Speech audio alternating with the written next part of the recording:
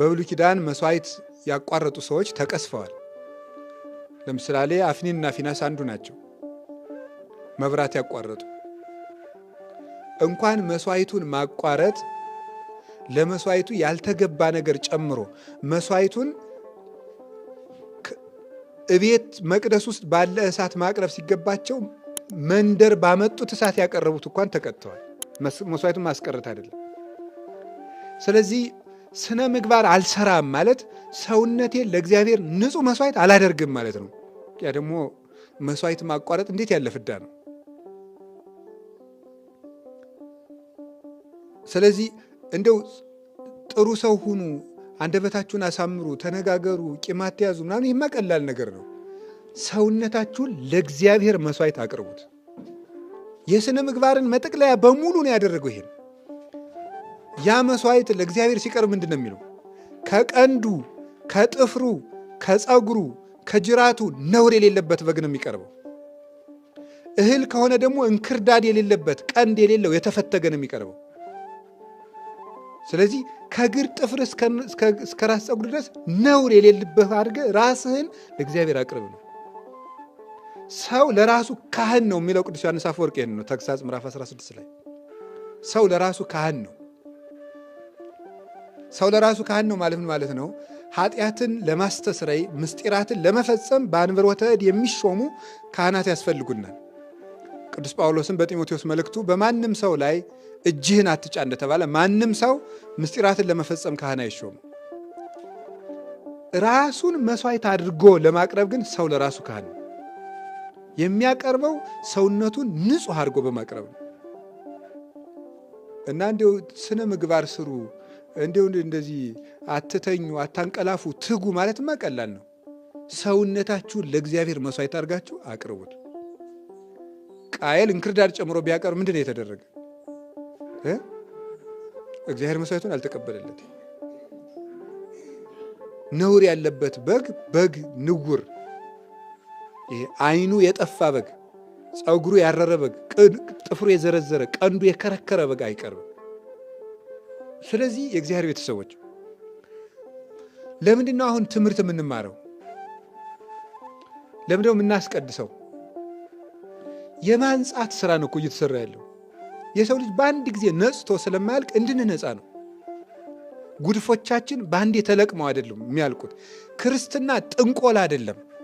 ይሄ እንደዚህ ማድረግ እንደ ምታት በአንድ ጊዜ ልውጥ የሚል ነገር የለም። ክርስትና እድገት ነው። ኦርቶዶክሳዊነት እድገት ነው።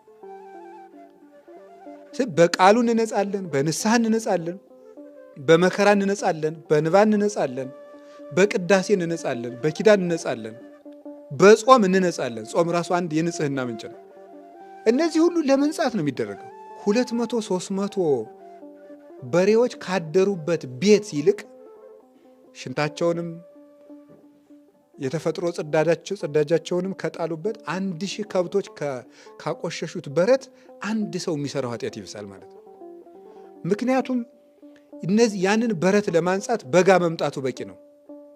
ሰውን ለማንጻት ግን የሚደረገው ልፋት ተመልከቱ። መሰበክ ከጀመርን ስንት ጊዜያችን ነው? መማር ከጀመርን ማንበብ ከጀመርን ስንት ጊዜያችን ነው? ግን እስካሁን አልነጻንም። እና ሰው ውድ መሆኑንና የሰው ልጅ ፈተናዎቹም ውድ መሆናቸውን ታያላችሁ። እንዴ ብርጭቆውን እኮ ለማንጻት ውሃ ነው የሚበቃው፣ ምናልባትም 1 ሊትር ውሃ። አሁን ለራሴ ቤት በጣም ብዙ መጽሐፍት አሉኝ። እነዚያ ሁሉ ግን ገና አላነጹኝም። ብርጭቆ በአንድ ውሃ ይታጠባል። እኛ ግን 1 ሚሊዮን መጽሐፍ እንገዛለን። ገና ነን። ያንንም አነበብ ነው። አንድ አባት እንዲህ ይላሉ፣ እዲያ መጽሐፍ ማብዛት ዝም ብሎ የፈሪ ዱላ ነው እባክህ ይላሉ። የፈሪ ዱላ ማለት ፈሪ አይማታም እንጂ ምን ይሰበስባል? ዱላ ይሰበስባል። ዝም ብሎ ግን ማስፈራራት ነው እንጂ አይማታበትም። እና ዝም ብለን እናነባለን፣ እንመራለን። ግን ይሄ እንደው ወጉን ነው የነገርኳችሁ እንጂ መጽሐፍ የፈሪ ዱላ ነው አልገዛም ብላችሁ ደግሞ ጉች እንዳትሉ። ደግሞ እሱ ተገቢ አይደለም። ሰው እኮ ይላችሁ ሰው የገዛ ምንድን ነው? ወሶበ ጻድቅ ምጹብ ይድህን አይቴ ሃሎ ለሃጥ ያስተርኢ። ጻድቅ በጭንቅ የሚድን ከሆነ ኃጢአተኛ ወዴት ይታይ ዘንድ አለው ብሎ እንደተናገረ ቅዱስ ጴጥሮስ በመልእክቱ ጻድቅ እንኳን በጭንቅ የሚድን ከሆነ ገብረ መንፈስ ቅዱስን ያህል አባት ራሳቸውን ለማንጻት 500 ዓመት ከተጋደሉ ተክለ ሃይማኖትን ያህል ብሩህ 99 ዓመታትን ራሳቸውን ለማንጻት ከተጋደሉ እኛ ገና በጣም ብዙ መድከም ይጠበቅብናል ራሳችን ለማንጻት እና ሰውነታችሁን ንጹህ መስዋዕት አድርጉት ነው። አሁን አንዳንድ አድርጉት የሚለው ለምንድን ነው? መጽሐፍ ቅዱስ ተለያይቶ የሚነበብ አይደለም። ሁሉም ተጋጥሞ ነው የሚነበበው። ሌላኛውን ስትሰሙት ወደሙ ለእግዚእነ ኢየሱስ ክርስቶስ ያነጽሐንም ኩሉ ኃጣውኢነ ይላል። የጌታችን የመድኃኒታችን ኢየሱስ ክርስቶስ ደም ከኃጢአታችንን ሁሉ ያነጻናል ይላል ዮሐንስ በመልእክቱ ሲናገር። የጌታችን የኢየሱስ ክርስቶስ ደሙ ከኃጢአታችን ሁሉ ንጹሕ ያደርገናል አለ።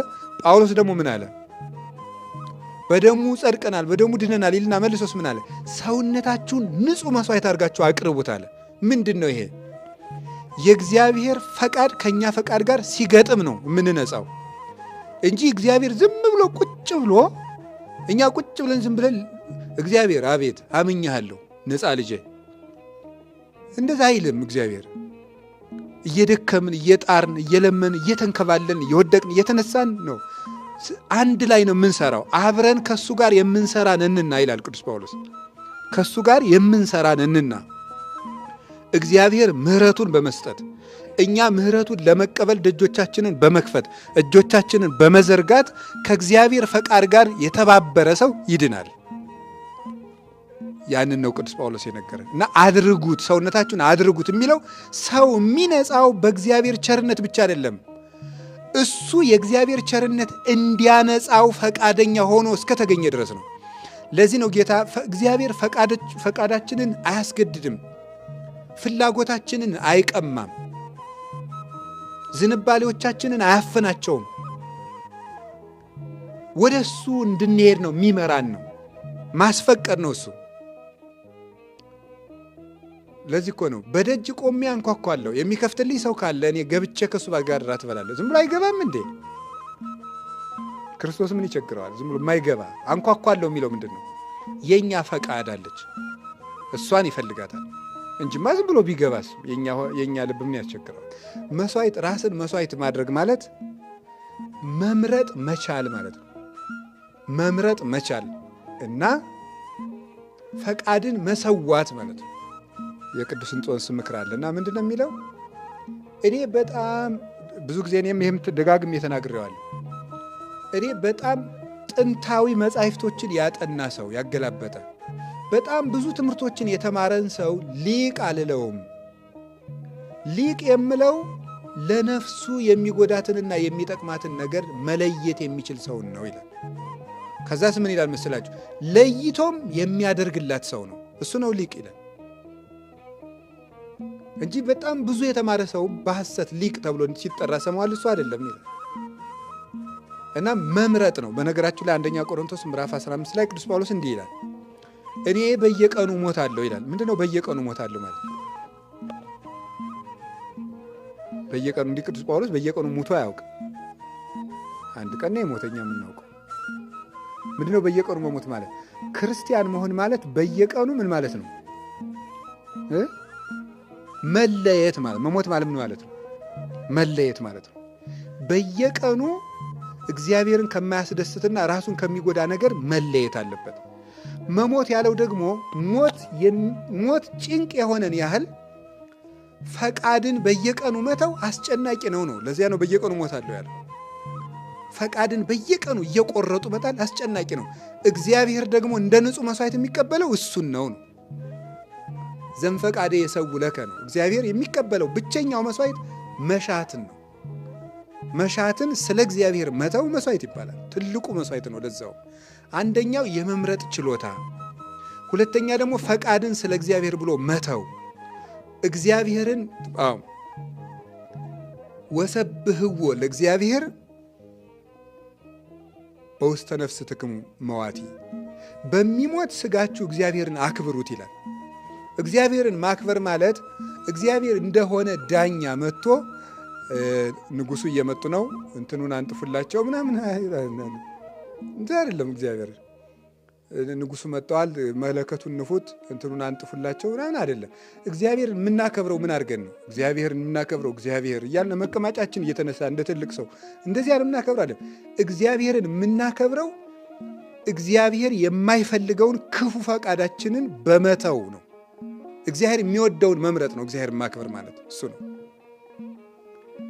ምርጫና ፈቃድን ቆርጦ መታል እሱ ነው ስነ ምግባር።